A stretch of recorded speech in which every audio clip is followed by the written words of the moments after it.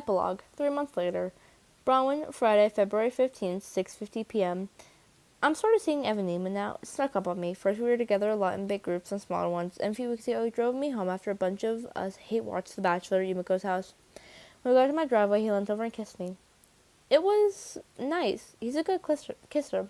Found myself analyzing the kiss in almost a cynical detail while it was happening, mentally congratulating him on his stellar technique while noting any absence of any heat or magnetic pull between us. My heart didn't pound as I kissed him back, and my limbs didn't shake. It was a good kiss, with a nice boy. The kind I always wanted. Now things are almost exactly how I thought they'd be when I first imagined dating Evan. Make a solid couple. I have an automatic date for the spring break dance, which is nice, but I'm planning my post-baby life on a parallel track that has nothing to do with him. We're an until graduation couple at best. I applied to Yale, but not early action. We'll find out next month, along with everyone else, whether I got in or not. It doesn't seem like the be-all, end-all of my future anymore. Although I've been interning for Eli on the weekends, and I'm starting to see the appeal of staying local and keeping up with Until Proven. Everything's pretty fluid, and I'm trying to be okay with that. I think a lot about Simon and about what the media called his aggrieved entitlement, the belief that he was owed something he didn't get, and everyone should pay because of it. It's almost impossible to understand, except by that corner of my brain pushed me to cheat for validation I hadn't earned. I don't ever want to be that person again. The only time I see Nate is at school. He's there more often than he used to be, and I guess he's doing all right. I don't know for sure though, because we don't talk anymore at all. He wasn't kidding about going back to separate lives. Sometimes I almost catch him looking at me, but it's probably wishful thinking. Still in my mind constantly, and it sucks. I hope starting up with Evan might curb the Nate loop in my head, but it made things worse. So I try not to think about Evan unless I'm actually with him, which means I sometimes overlook things I shouldn't as Evan's sort of girlfriend. Like tonight, I have a piano solo with the San Diego Symphony, part of their high school spotlight concert series, something I applied for since I was a freshman without ever getting an invitation. Last month I finally did. It's probably due to residual notoriety, although I like to think the audition video I submitted of variations of the candidates helped. I've improved a lot since the fall. Are you nervous? Maeve asked as we head downstairs. She's dressed for the concert in a burgundy velvet dress that has a Renaissance feel. Her hair is in a loose braid, threaded with small jewelry pins. She recently got the part of Lady Genevieve in the drama club's upcoming King Arthur. She got a little overboard getting in character. It suits her, though. I'm more conservative in a scoop necklace jacquard dress with a subtle gray and black tonal dark pattern that nips at the waist and flares out above my knees. A little, I replied, but she's only half listening. Fingers fly across her phone, probably arranging yet another weekend rehearsal with the boy who plays Lancelot in King Arthur. She insists he's just a friend. Right. I pulled my own phone, texting last-minute directions to Kate, Yumiko, and Addie. Cooper's bringing Chris, although they're having dinner with his parents first, so they might be late. With Chris's parents, that is. Cooper's dad is slowly coming around, but he's not at that stage yet. Yumiko texts, should we look for Evan? At that point, I remember, I never invited him. It's fine, though, it's not a big deal. It was in the newspapers, and I'm sure he would have mentioned it if he'd seen it and wanted to come. We're at Colby Symphony Hall in front of a capacity crowd. When it's my turn to play, I walk onto a huge stage that dwarfs the piano at center. The crowd's silent except for the occasional cough, and my heels click loudly on the polished floor. I smooth my dress beneath me before taking a seat on the ebony bench. I've never performed in front of this many people, but I'm not as nervous as I thought I'd be. I flex my fingers and wait for the signal from backstage. When I start, I can tell right away that's going to be the best I've ever played. Every note flows, but it's not only that. When I reach the crescendo, the soft notes that follow, I pour every ounce of emotion from the past few months on the keys beneath my fingers. I feel each note like a heartbeat, and I know the audience does too. Loud applause echo through the room. When I finish, I stand and incline my head, absorbing the crowd's approval, until the stage manager beckons me and I walk back into the wings backstage. I collect flowers my parents left me, holding them close while I listen to the rest of the performance. Afterwards, I catch up with my friends in the foyer. Kate and Yumiko give me a small bouquet of flowers, which I add to the ones already in my hands. Addie is pink-cheeked and smiling, wearing her new track team jacket over a black dress like the world's unluckiest jock. Her hair's in a choppy bob that almost exactly exactly like her sisters, except the color. She decides to go full on purple and sit back to blog, and it suits her. That was so good, she says gleefully, pulling me into a hug.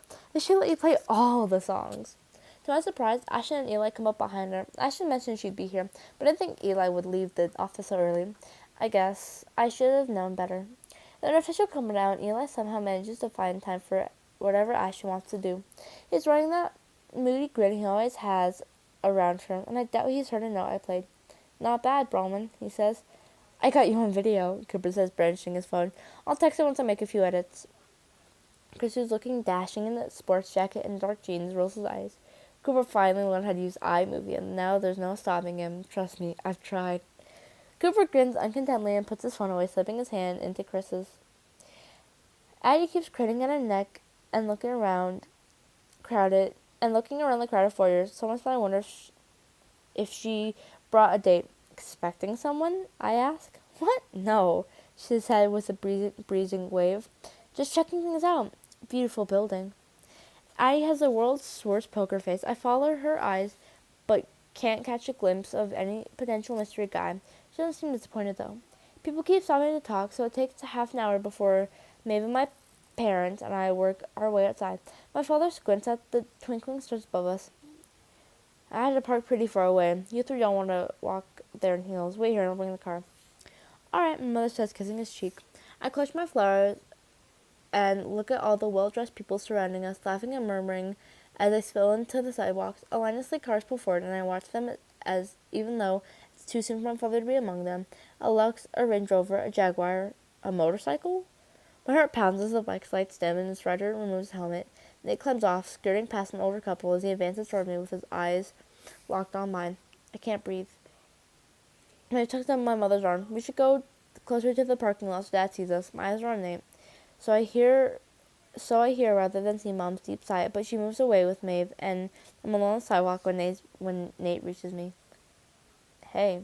He looks at me with those dreamy, dark-fringed eyes, and resentment surges through my veins. I don't want to see his stupid eyes, his stupid mouth, and every other part of his stupid face that makes me miserable for the past 3 months. I've had one night, finally, where I got to lose myself in something besides my pathetic love life. And now he's ruined it. I'm not going to give him the satisfaction knowing that. Hi, Nate. I'm surprised at my calm, neutral voice.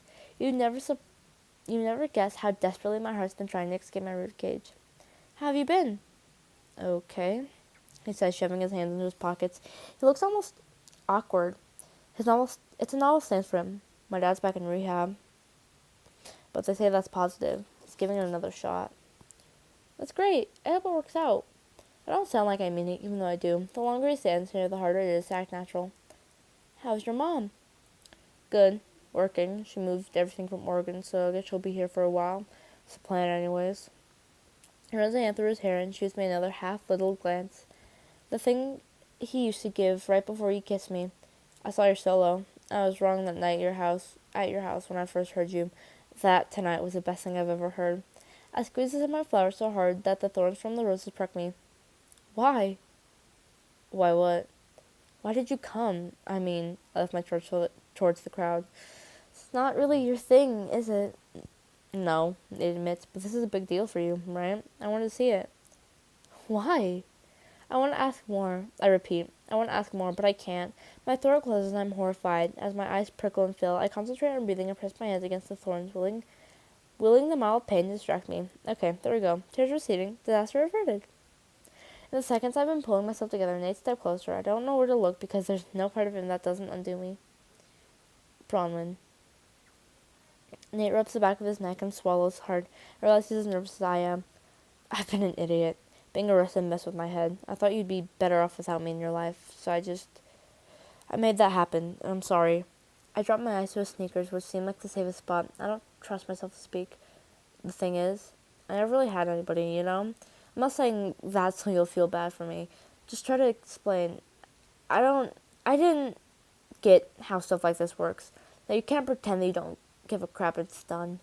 Nate shifts his weight from one foot to the other, which I noticed since my eyes remain fast on the ground. I've been talking to Addie about this, 'cause he laughs a little. She won't let it go. I asked her if she thought you'd be mad if I tried to talk to you, and she said it didn't matter, that I owe you an explanation anyways. She's right, as usual. Addie, that melder. No wonder she'd been bobbleheading all over Symphony Hall. I cleared my throat and tried to dislodge the lump, but it's no good. I'll have to talk around it. You weren't just my boyfriend, Nate. You were my friend. Or I thought you were.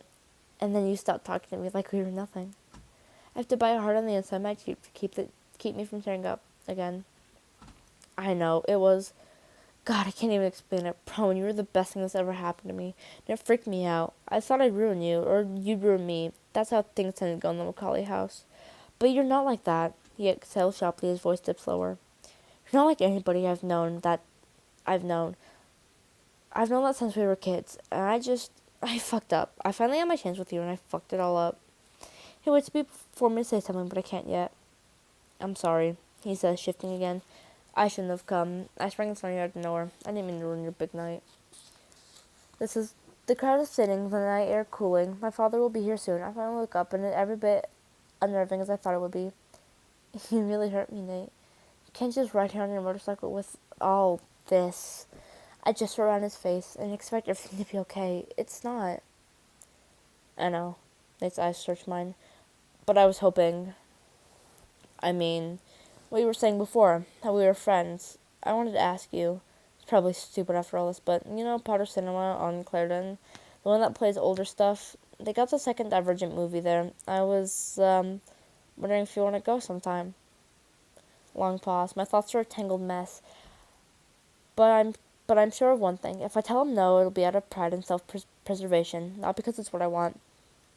As friends? As whatever you want. Yeah, friends would be great. You hate those movies, I remind him. I really do. He sounds regretful, and I almost crack a smile. I like you more, though. I miss you like crazy. I furrow my brow at him, and he quickly adds, as a friend. We stare at each other for a few seconds until his jaw twitches.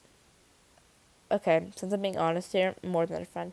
But I get that's not where your head is. I'd like to take you to a shitty movie and hang out with you for a couple hours if you'd let me. My cheeks burn and the corner of my mouth keep trying to turn upward. My face is a fickle traitor. Nate sees it and frightens. When I don't say anything, he pulls the neck of his t-shirt and drops his head like I've already turned him down. Well, just think about it, okay? Take a deep breath. Being dumped by Nate was heartbreaking. The idea of opening myself up to that kind of hurt again is scary. But I put myself on the line for him once, and when I told him how I feel about him, and again, when I said I'd help him get out of jail, he's worth it at least a third time. If you'll admit that Insurgent is a cinematic tour de force, and you're dying to see it, I'll consider your proposal. Then he snaps his head up and gives me a smile like the sun's coming out. Insurgent is a cinematic tour de force, and I'm dying to see it. Happiness starts bubbling through me, making it hard to keep a straight face. I manage it, though, because I'm not going to make things that easy on him. They can sit through the entire search before we leave the friend zone. That was fast, I say. I expected more resistance. I already wasted too much time. I give a small nod. Alright then, I'll call you. Nate's smile fades a little. We never exchanged numbers, though, did we? So have your burner phone? I ask. Mine's been charging in my closet for 3 months, just in case. His face lights up again. Yeah, I do. The gentle but insistent hug of a horn penetrates my brain. My dad's BMW idles directly behind us. Mom lowers the passenger window to peer outside. If I had to use one word to describe her expression, it would be resigned. There's my ride, I tell Nate. He reaches for my hand and squeezes it quickly before letting go, and I swear to God, actual sparks shoot across my skin. Thanks for not telling me to get lost. I'll wait to hear from you, okay? Whenever you're ready. Okay. I move past him towards my parents' car and feel his turn to watch me. I finally let myself smile. Now that I've started, I can't stop. That's okay, though. I catch a reflection in the backseat window, and he can't either.